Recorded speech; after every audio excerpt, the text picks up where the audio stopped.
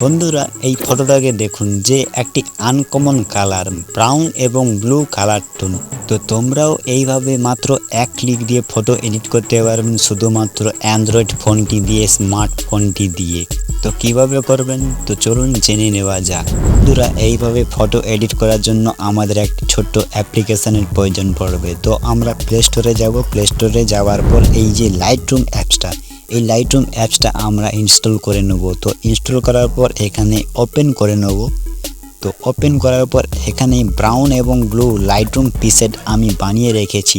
তো তোমরা description box থেকে ডাউনলোড করে নেবেন। এই প্রিসেটটা আমি ডেসক্রিপশন বক্সে ডাউনলোড লিঙ্কটি দিয়ে রাখবো, তোমরা খুব সহজে ডাউনলোড করতে পারবেন।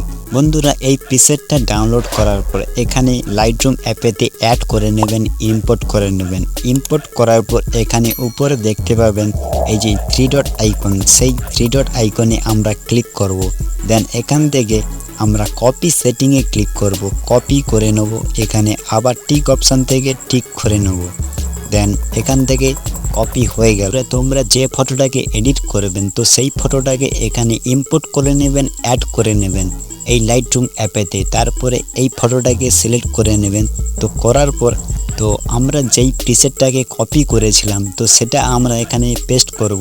তো কিভাবে পেস্ট করব তো এখানে আমরা 3 ডট আইকনের উপরে দেখতে পাচ্ছি, এই 3 ডট আইকনে ক্লিক করব। তো ক্লিক করার পর এখানে নিচে দেখতে পাবো প্রি সেটিং বলে যে অপশানটি এখানে দেখতে পাচ্ছেন। তো এখানে প্রি অপশানে আমরা ক্লিক করে দেব।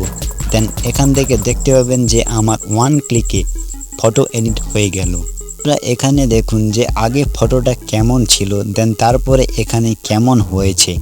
এই যে দেখুন বিফোর এবং আফটার, বিফোর আফটার। দেখলেন বন্ধুরা যে কিভাবে 1 ক্লিক দিয়ে ফটো এডিট করা যায়। বন্ধুরা আজকের ভিডিও এই পর্যন্ত ছিল, পরের ভিডিওতে দেখা হবে। Good bye.